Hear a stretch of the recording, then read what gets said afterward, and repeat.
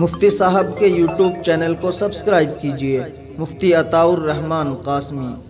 بسم اللہ الرحمن الرحیم، حامدا و مصلیا اما بعد، قال اللہ تبارک و تعالی فی القرآن المجید والفرقان الحمید، لقد کان لکم فی رسول اللہ اسوۃ حسنہ۔ ناظرین کرام، ماہ ربیع الاول چل رہا ہے۔ یوں تو نبی کریم صلی اللہ علیہ وسلم کی سیرت طیبہ کا مطالعہ کرنا، سیرت طیبہ کو علماء ربانیین کی زبانی سننا 12 کے 12 ماہ لازمی ہے، کیونکہ قرآن کریم کا حکم ہمارے لیے یہ ہے کہ آپ کے لیے بہترین نمونہ، بہترین اسوہ، بہترین آئیڈیل وہ نبی کریم صلی اللہ علیہ وسلم کی حیات طیبہ ہے۔ یعنی اگر ہم دنیا و آخرت میں فوز و فلاح چاہتے ہیں، کامیابی چاہتے ہیں، تو ہمیں نبی کریم صلی اللہ علیہ وسلم کی زندگی کے مطابق اپنی زندگی بنانی ہوگی۔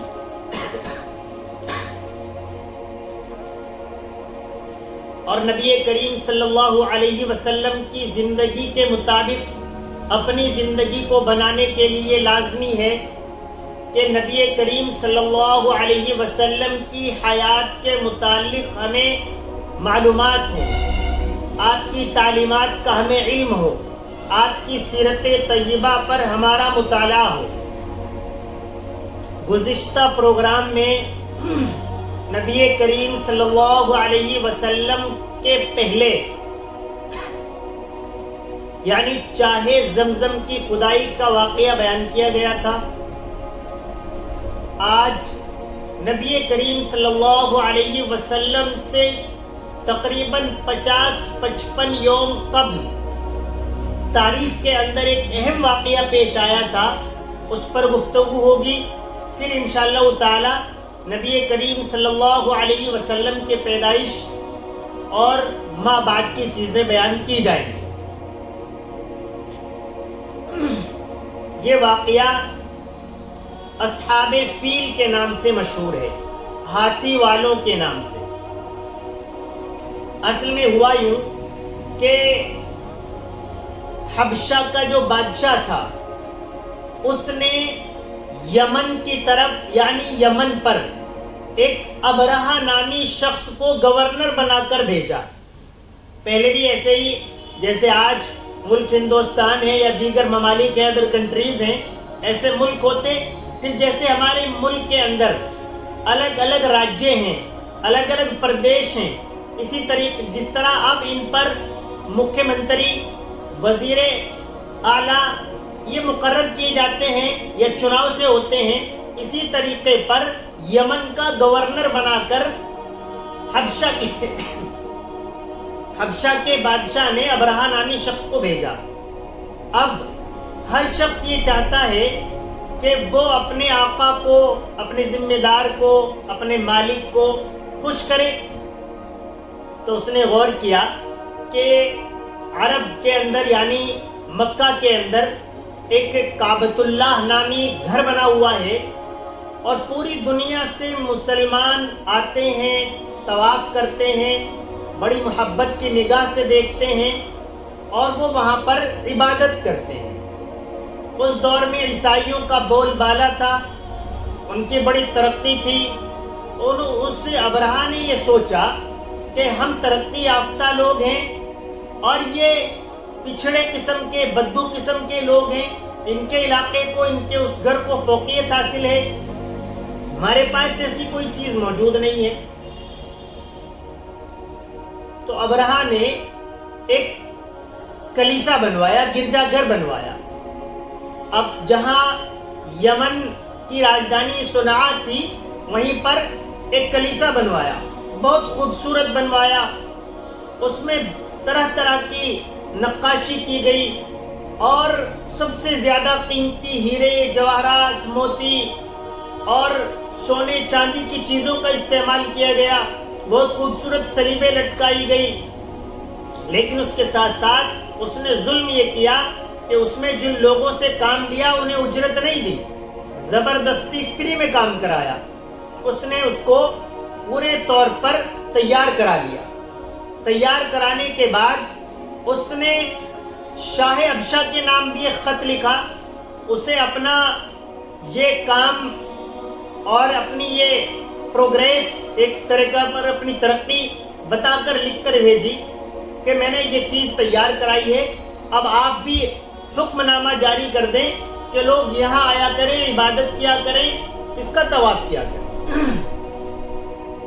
بادشاہ بھی اسے دیکھ کر بڑا خوش ہوا کہ واقعی بہت بڑا کام انجام دیا ہے، اور ایک طریقے پر یہاں بھی انہوں نے جبرن یہ لازم کر دیا کہ یہاں آ کر طواف کریں اور اس میں پوجا پاٹ پرستش کریں۔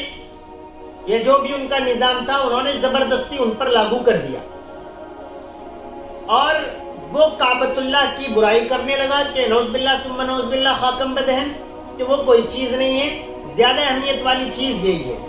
لیکن یہ یاد رکھیں، کعبۃ اللہ کی تعمیر حضرت ابراہیم علیہ السلام، حضرت اسماعیل علیہ السلام نے ہزاروں سال قبل فرمائی، اس کی تجدید کئی بار ہو چکی ہے، اس میں کوئی حرج نہیں، لیکن پوری دنیا کے مسلمانوں کے سامنے بہت خوبصورت بڑی بڑی عمارتیں موجود ہیں۔ کعبۃ اللہ کے ٹھیک سامنے مکہ ٹاور موجود ہے، اور امریکہ کے اندر بڑی بڑی عمارتیں موجود ہیں، دبئی کے اندر برج خلیفہ موجود ہے، لیکن مسلمانوں کو کعبۃ اللہ کے مقابلے میں دنیا کی کوئی عمارت ایک نظر بھی نہیں بھاتی ہے، کوئی موازنہ ہی نہیں ہو سکتا ہے، کوئی مقابلہ ہی نہیں ہو سکتا ہے، کوئی کمپٹیشن ہی نہیں ہے کسی بلڈنگ کے ساتھ کعبۃ اللہ کا۔ اس نے برائی شروع کی اور یہ شروع کر دیا۔ تو تاریخ کے اندر دو چیزیں لکھی ہیں زیادہ، کہ قبیلہ کنانہ کا ایک شخص اس گرجا گھر میں گیا اور اس نے وہاں پر ٹوائلٹ کی گندگی پھیلائی اور آ گیا۔ ایک یہ لکھا ہے کہ کچھ لوگوں نے اس کے آس پاس آگ لگائی، وہ آگ اڑ کر اس گرجا گھر پر گری اور وہ یا تو بالکل خاکستر ہو گیا یا اس کے ایک بڑے حصے کو نقصان پہنچ گیا۔ جب ابرہہ کو اس کا علم ہوا کہ کعبۃ اللہ کے ماننے والوں نے یہ کام انجام دیا ہے، تو وہ بہت زیادہ ناراض ہو گیا، بہت زیادہ غصے میں آ گیا، اور جلال میں اس نے یہ فیصلہ کر لیا کہ اب میں کعبۃ اللہ کو زمین دوز کر دوں گا، اس کو گرا دوں گا، ختم کر دوں گا۔ وہ اپنے اس ارادے کی تکمیل کے لیے اپنے یہاں سے پورا تقریباً لکھا ہے 60,000 کا ایک لشکر جرار لے کر کعبۃ اللہ کی جانب اس نے رخ کر لیا، کچھ ہاتھی ساتھ لے لیے۔ اس کا ارادہ یہ بھی تھا کہ کعبۃ اللہ میں زنجیریں ڈال کر ہاتھیوں کے پیروں میں ڈال دیں گے اور ہاتھیوں کو ہکا دیں گے تو وہ گر جائے گا۔ وہ اپنے اس ناپاک ارادے کے ساتھ چل پڑا۔ راستے میں کچھ قبیلے آئے کعبۃ اللہ کے ماننے والے، عرب کے لوگ، انہوں نے کچھ ہلکا پھلکا مقابلہ کیا، لیکن انہیں اس نے طے کر دیا اور آگے چل پڑا۔ کعبۃ اللہ سے کچھ دوری پر اس نے قیام کیا۔ یہ اس کو علم تھا کہ عبد المطلب نامی ایک شخص ہے جو آج کل کعبۃ اللہ کا ذمہ دار ہے اور ایک عرب کے اندر، اس علاقے کے اندر جانی پہچانی شخصیت ہے۔ تو اس نے انتظار کیا کہ ہو سکتا ہے عبد المطلب مجھ سے بات کرنے آئے، مجھ سے ٹیبل ٹاک کریں، گفتگو کریں، کچھ آپس میں شاید کوئی بات بن جائے اور وہ اس کی درخواست کریں یا مجھ سے جھک کر مطالبہ کریں کہ یہ کعبۃ اللہ کو نہ گرایا جائے۔ وہ اس انتظار میں تھا۔ راستے میں اس نے ایک کام یہ کیا تھا کہ کچھ اونٹ عرب کے لوگوں کے، کعبۃ اللہ کے آس پاس رہنے والے لوگوں کے اس نے ضبط کر لیے تھے، چل رہے تھے تو اپنے ساتھ لے لیے انہوں نے۔